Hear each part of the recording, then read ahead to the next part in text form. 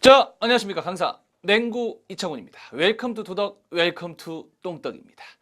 자, 여러분들 우리가 이번 시간에는요, 너무너무 중요한 도덕 전체를 중졸 도덕 전체를 통틀어서 가장 시험 문제 많이 나오고 가장 여러분들이 힘들어하는, 어떻게 보면은 만점을 받기 위해서는 반드시 거쳐야 할 그런 관점, 그런 관문, 관점이 아니라 그런 관문.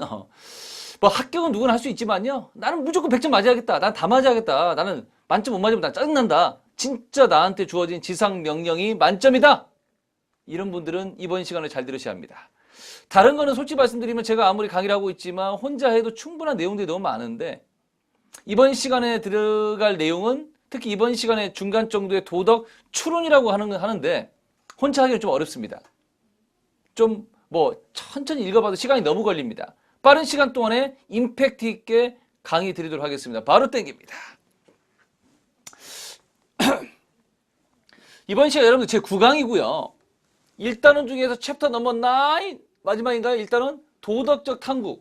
이번 시간 내용이 정말 많습니다. 원래 1시간 정도가 가야 하는데 제가 너무 지루하고 또 길게 한다고 해서 강의가 머릿속에 들어가는 게 아니기 때문에 제가 조금 전에 말씀드린 것처럼 임팩트 있게 진행을 하도록 하겠습니다. 빠른 속도로. 제일 먼저 여기 들어갈 거는 뭐냐면요, 도덕적 상상력, 도덕적 이미지네이션. 자, 여러분들 우리가 여러분들 상상력 앞에 도덕적이라는 단어가 붙어 있는데, 도덕적 상상력이라고 하는 게 뭐냐면요, 사람한테는 도덕적 상상력이 있어야 돼. 예를 들면 이런 거죠. 아침에 학교에 빨리 등교하려고 하는데 가다 보니까 어떤 할아버지가 한겨울에 피를 흘리면서 쓰러져 계셔.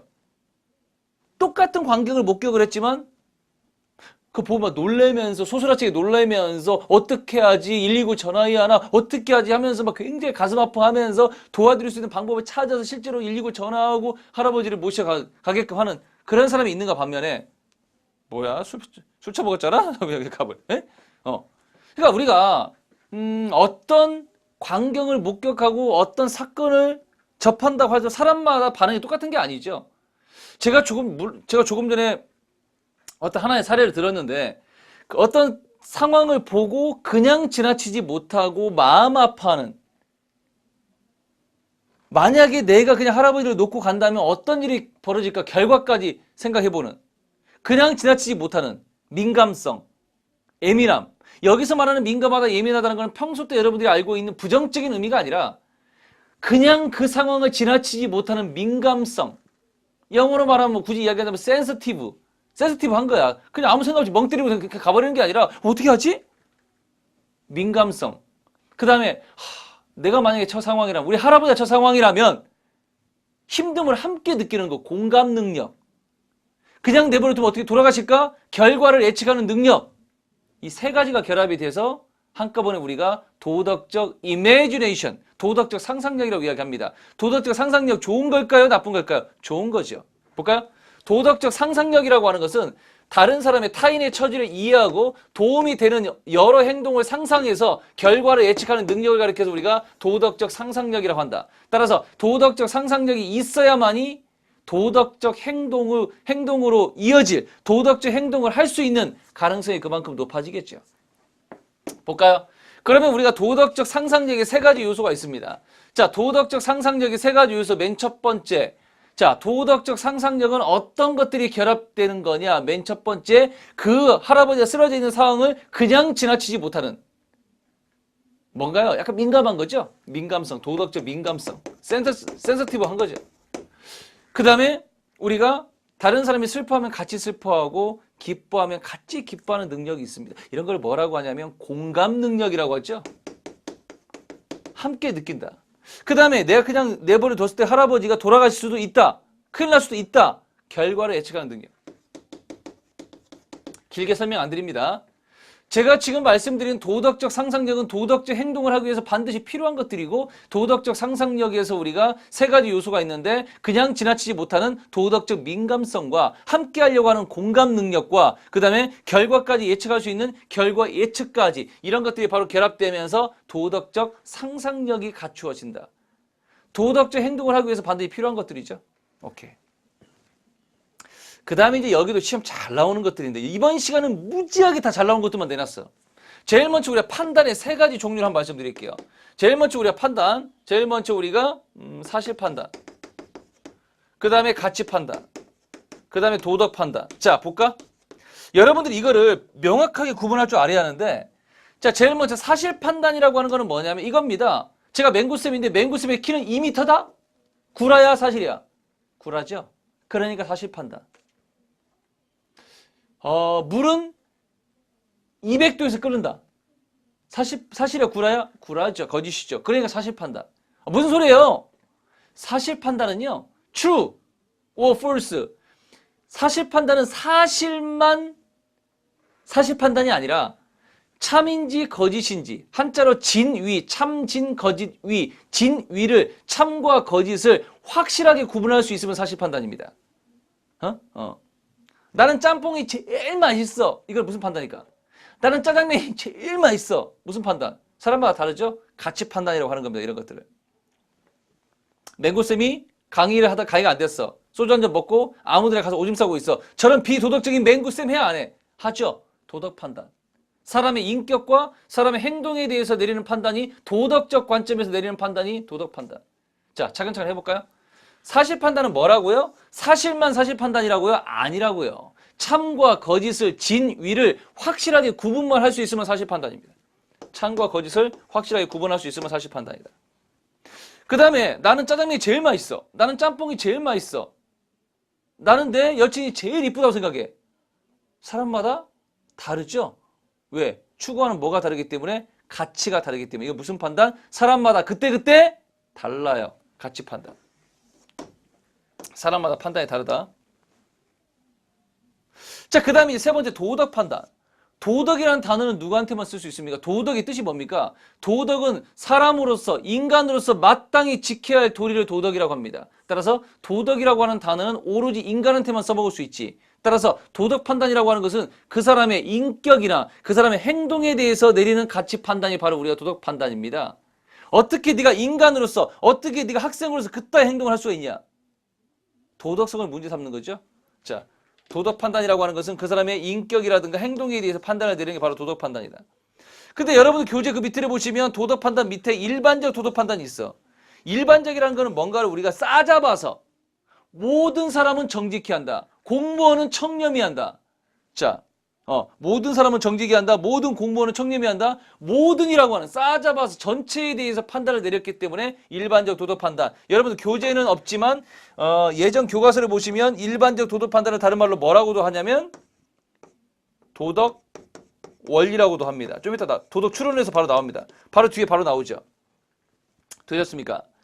자, 우리가 판단은 사실 판단과 가치 판단과 도덕 판단이 있는데 사실 판단은 우리가 참과 거짓을 확실하게 구분할 수 있으면 사실 판단. 맹구새 키면 2m다. 무슨 판단? 사실 판단. 구라니까 사실 판단. 그 다음에 짜장면이 제일 맛있다. 가치 판단. 자, 맹구쌤 재산은 1000억이다. 사실 판단. 사실이라서? 아니요. 은행 계좌 살펴보면 돼. 그러면 마이너스 100만원, 1000만원 써있어. 마이너스 1000만원 거. 자, 그 다음에 도덕 판단이라고 하는 것은 그 사람의 인격과 행동에 대해서 내리는 판단이 바로 우리가 도덕 판단. 또 일반적 도덕 판단이라고 하는 것은 일반적 나오면 일반적 도덕 판단, 다른 말로 도덕 원리라고 하는데 모든 사람에 대해서 내리는 판단이 일반적 도덕 판단이다. 오른쪽 이번 시간에 가장 중요한 하이라이트. 자, 여러분들 이거 하나만 갖고 1시간 걸리는 겁니다. 진짜 이거 하나만 갖고 1시간 걸리는 건데 빠른 속도로 제가 해볼게요. 자, 여기 들어가게 보면 도덕적 추론이라고 하는 건데 추론. 여러분들 원래 추론이라고 하는 거는요. 어떤 주어진 문장, 주어진 제시문에서 새로운 그 뭔가를 이끌어내는 게 바로 추론 아닙니까? 추론 능력이 굉장히 우리가 좀 뛰어난 능력, 공부를 좀 많이 하는데 자, 도덕적 추론이라고 하는 거는 뭐냐면요. 여러분들 우리가 삶을 살아가다 보면은 수없이 많은 도덕 판단을 내립니다. 저 사람이 물건을 훔쳤어. 잘못됐어. 무단 횡단을 해. 정말 잘못됐어. 우리가 하루 중에도 수없이 많은 도덕 판단을 하고 삶을 살아갑니다. 그런데 자기가 어떤 도덕 판단을 내렸어. 왜 그런 도덕 판단을 내렸는지 거기에 대한 이유나 근거를 대면서 자기가 어떤 사람이 무임승차해. 돈 안 내고 버스나 지하철 탄단 말이야. 무임승차는 잘못된 거야.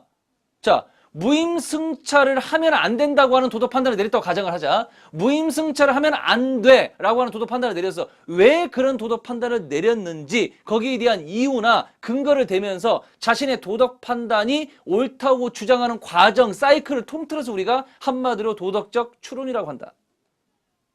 도덕 추론은 한 10번은, 최소한 10번은 반복해야 돼. 그래야 알아들어. 다시 한번. 제가 근데 조금 전에 말을 어렵게 한 게 아닙니다. 굉장히 쉽게 말씀드리려고 지금 하고 있는 거야. 자, 우리가 수없이 많은 도덕 판단을 하루에도 하는데 무임승차를 하면 안 된다고 요즘 많이 나오죠. 무임승차 하면은 뭐 10배인가 100배인가 뭐 그거 부과시키잖아. 근데 정말 많다고 하더만 무임승차가. 어쨌든 무임승차를 하면 안 된다고 하는 도덕 판단을 누군가 내렸어. 그러면 왜 무임승차를 하면 안 되는지 거기에 대한 이유나 근거를 대면서 자신의 도덕 판단이 옳다고 주장하는 과정을 통틀어서 뭐라고 한다? 도덕 추론의 과정이라고 한다. 그러니까 한마디로 말하면 도덕 추론이라고 하는 것을 한마디로 이야기하시오. 그러면 도덕 판단을 내리는 과정이야. 그럼 도덕 판단은 뭐로 내려? 도덕 원리와 사실 판단을 바탕으로 도덕 판단을 내리는 이런 일련의 사이클을 도덕 추론이라고 한다. 말로 하면 이해가 안 가. 봅시다. 도덕 추론은 어떤 식으로 하냐면 3단 논법. 3단 논법.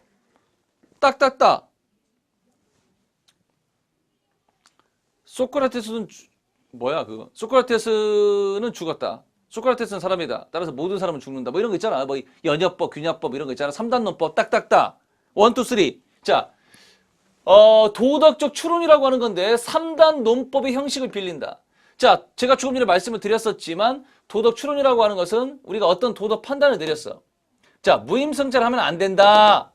무임승차를 하면 안 된다고 하는 도덕 판단을 내려서 왜 그런 도덕 판단을 내렸는지 거기에 대한 이유나 근거를 대면서 자신의 도덕 판단이 옳다고 주장하는 과정을 통틀어서 도덕 추론이라고 한다. 자, 그러면 여러분들 이렇게 말로 써놨는데 이걸 몇 번 곱씹어 봐야 돼. 그럼 이해가 안 가. 제가 어떻게 하냐? 이걸 이제 형식으로 나타내 보자. 그러면 도덕 추론이라고 하는 거는 이렇게 하는 게 도덕 추론인데 도덕 추론은 한마디로 뭐 하는 과정이다? 도덕 판단을 도덕 판단을 내리는 과정이야. 도덕 판단을 내리는 과정이 도덕 추론이야. 자, 그러면 이거 도덕 판단을 내리는 거야. 그러면 무엇과 무엇을 가지고 도덕 판단을 내리냐 이거지. 이겁니다. 자, 여기 보면은 여기 들어갈 게 도덕 원리. 그 다음에 여기 들어갈 게 사실 판단. 자, 도덕 추론이라고 하는 것은 도덕 원리와 사실 판단을 바탕으로 도덕 판단을 내리는 과정. 무엇과 무엇? 자, 도덕 판단을 내리기 위해서 필요한 두 가지가 뭐야? 그럼 이거 찍을 수 있어야 돼. 도덕 원리와 사실 판단 이 두 가지를 바탕으로 도덕 판단을 내리는 이러한 과정 사이클 전체를 우리가 도덕 추론이라고 한다. 좀 이해 가십니까? 자, 한 번만 더 할까요? 너무 중요하니까. 도덕 원리와 사실 판단을 이 두 가지를 바탕으로 최종적으로 이 두 가지를 바탕으로 도덕 판단을 내리는 이러한 일련의 사이클을 우리가 도덕 추론이라고 한다 이거죠. 그럼 이것만 가고 또 안 돼. 미치겠다 이거야. 그럼 이게 공식, 제가 지금부터 공식을 만들어 드릴 텐데 자, 예를 들면 이거야. 지금 일단 쓴 다음에 한번 설명 드려볼게요. 일단 쓴 다음에 여기 도덕 원리 법을 어기는 행동을 해서는 안 된다. 그 다음에 이제 사실 판단은 어떻게 하는 거냐면 사실 판단은 무임승차는 법을 어기는 행동이다. 그 다음에 이제 도덕 판단은 어떻게 하는 거냐면 이걸 그냥 내려. 도덕 판단은 무임승차를 해서는 원래 이거를 좀 색깔로 해야 하는데 자, 그럼 이걸 어떻게 하는 거냐? 자, 법을 어기는 행동은 큰 개념이에요. 큰 개념.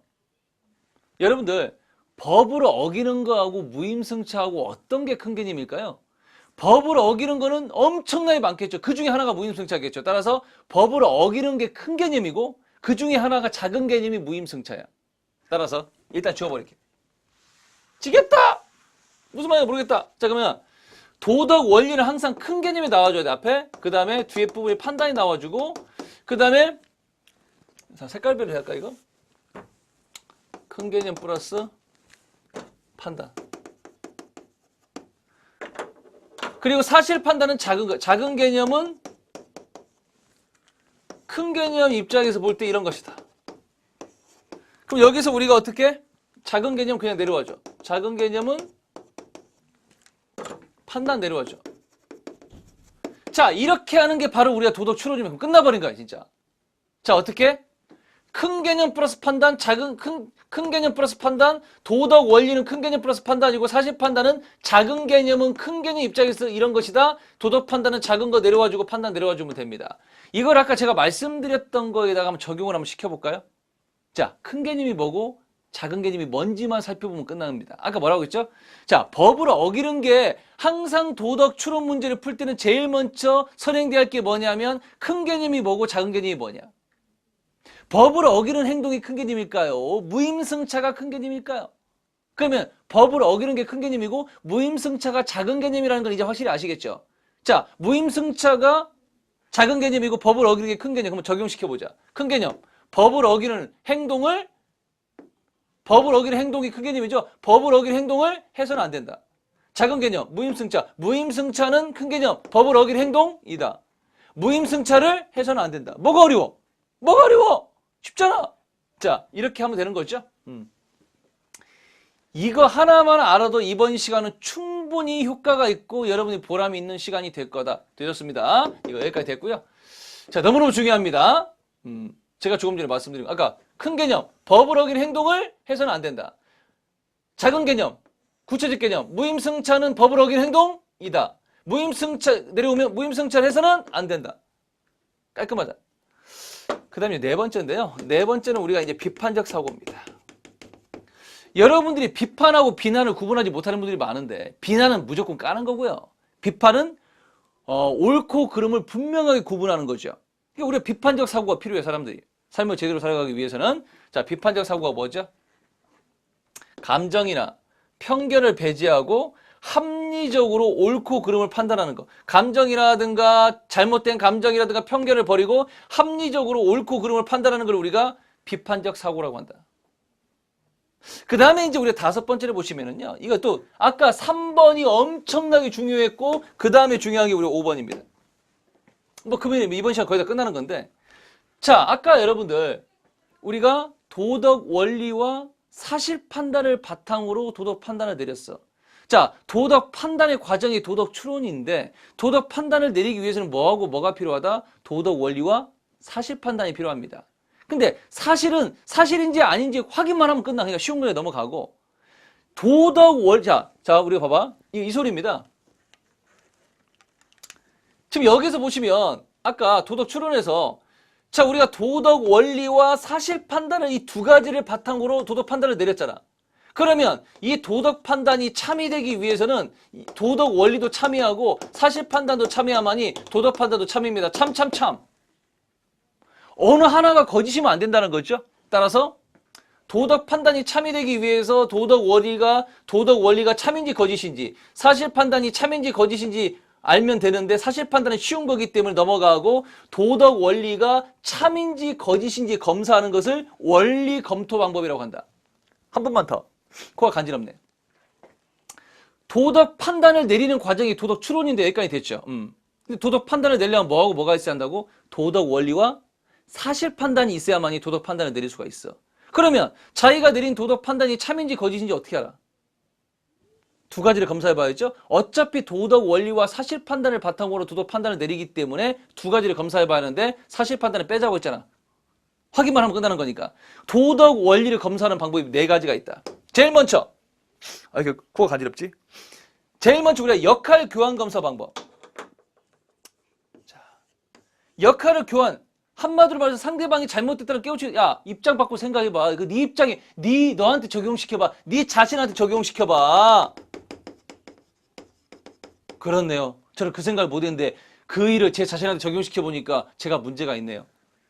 입장 바꾸고 생각해봐. 야, 너 친구 왜 때렸어? 놀리잖아요. 그러면 친구가 너를 놀려서 네가 때렸다면 만약에 네가 다른 친구 놀렸을 때 다른 친구가 너 때려도 괜찮겠냐?